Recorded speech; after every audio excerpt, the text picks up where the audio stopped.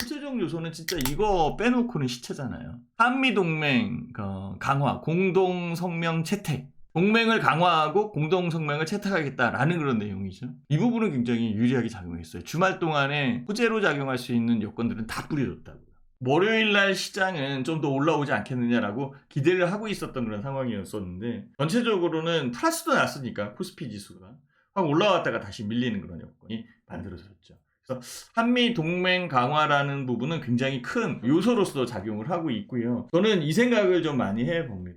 그 동맹에 대한 부분에서 이전과 다른 형태의 동맹, 이전과 다른 형태의 여러 가지 이 부분들 이런 것들이 나올 수 있다라는 거죠. 예전에는 한미 동맹 하면은 무슨 동맹이에요? 안보 동맹이죠. 그렇잖아요. 실질적으로 북한, 그 다음에 중국, 뭐 이런 쪽이 있는 그런 상황이기 때문에 안보동맹으로서 보는 게 제일 컸었던 그런 상황이었고요. 문재인 대통령이 바이든 대통령을 만나러 가는 요 부분에서 뭐가 있어요? 백신 동맹을 요구했죠. 요구보다는 요청이지, 요청. 백신 동맹에 대한 요청은 오케이, 받아들여졌어요. 그죠? 코로나19 바이러스에 대한 백신, 모더나 백신 삼성 바이오로직스에서 만들기로 한 그런 상황이고, 그리고 SK 바이오사이언스도 역시 백신 만들 수 있게끔 이게 만들어진 상태니까 결국은 한미동맹에 대한 부분에서 소기의 성과는 얻은 것으로 판단은 듭니다. 특히 이제 백신 관련되어 있는 부분도 그 영향에 있는 상황이고요. 실질적으로 한국이 미국에 투자 얼마? 44조 원. 44조 원 투자를 하면서 오케이 받아들여졌던 상황이죠. 미국은 나쁠 게 없죠. 그죠? 결국은 44조 원이라는 큰 투자금을 받았고 미국 내에서는 일자리가 창출되고 생산이 늘어나고 고용을 창출시킬 수 있는 부분이 만들어지니까. 그러면 한국은 44조 투자에 대한 부분을 미국에 갖다 바친 거냐? 그건 아니라는 거죠. 그래서 한국에서 뭐 44조 원을 미국에 투자하는 그런 부분이 그러면은 한국에 뭐 자체적으로 투자를 하면 훨씬 더 유리한 건데 갖다 바친 거 아니냐라는 그런 생각을 할 텐데요. 그건 아닌 거예요. 진짜 이거는 명확하게 따지고 봐야 돼요. 오히려 한미 관계에 대한 부분이 굉장히 공고해진 그런 여건도 분명히 있고요. 한미 동맹이 무슨 동맹으로 넘어가냐면 경제 동맹으로 넘어갔어요. 백신 동맹보다도 훨씬 더 큰 거고요. 안보 동맹보다도 훨씬 더 큰 게 경제 동맹입니다. 실질적으로 따지게 되면은 이 44조 원의 투자가 미국에 준 것 같은 그런 상황인데요. 그건 아니에요. 삼성전자도 마찬가지고 SK 하이닉스도 마찬가지고 LG 에너지 솔루션도 마찬가지고 그다음에 뭐 현대차도 마찬가지예요. SK 바이오사이언스, SK 이노베이션도 마찬가지예요. 어쨌든 미국에 북미에 투자를 하려고 했었던 상황이었어요. 그리고 미국의 시장은 북미의 시장이기 때문에 거대한 시장을 차지하고 있는 그런 상황이거든요. 그 큰 시장에 투자에 대한 부분이 연결되지 않으면 나중에 관세 장벽이나 아니면 불혹화되는 그런 여건에서 어려운 부분이 생길 수 있어요.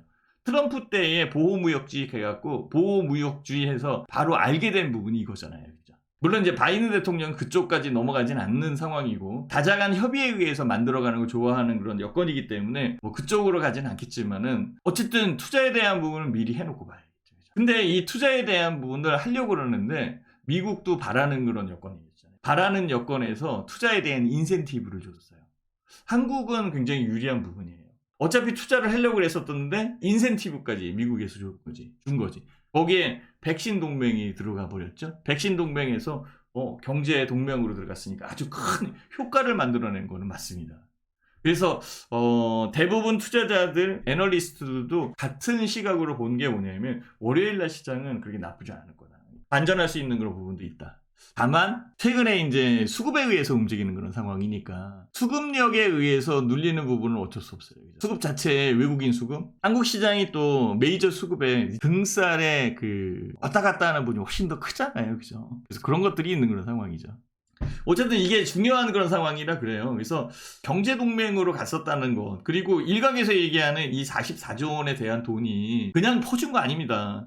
공장을 짓는 그런 상황이고요. 인센티브를 받고 공장을 짓는 거예요. 이 미국 시장이 굉장히 크잖아요. 지금 LG 어디하고 합작하나요? LG 에너지 솔루션하고 어디하고 합작하나요?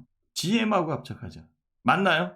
이거 못 들었어요? 그러면 그 SK 이노베이션은 뭐하고 합작해요? 포드하고 합작하잖아요. 포드. 그죠? 네.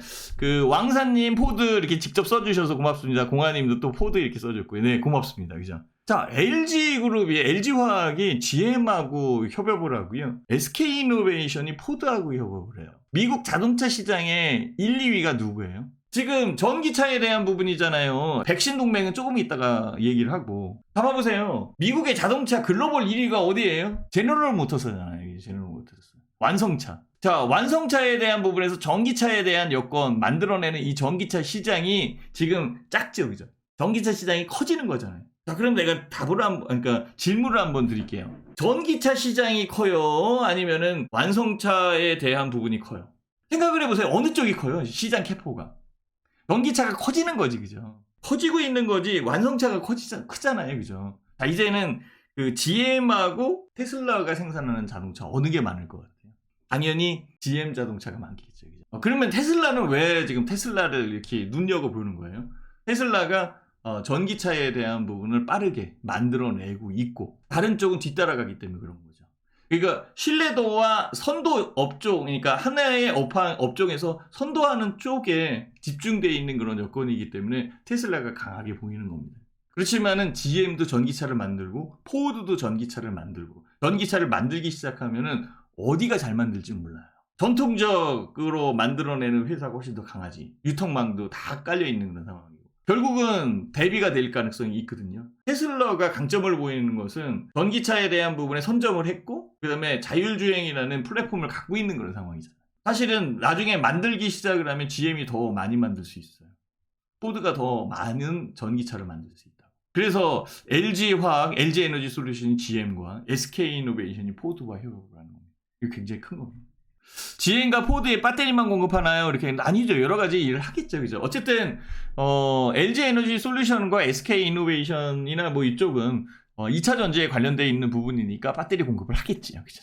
연구소를 만들고 그다음에 같이 협업을 할 수 있는 부분이 만들어진다면 오케이?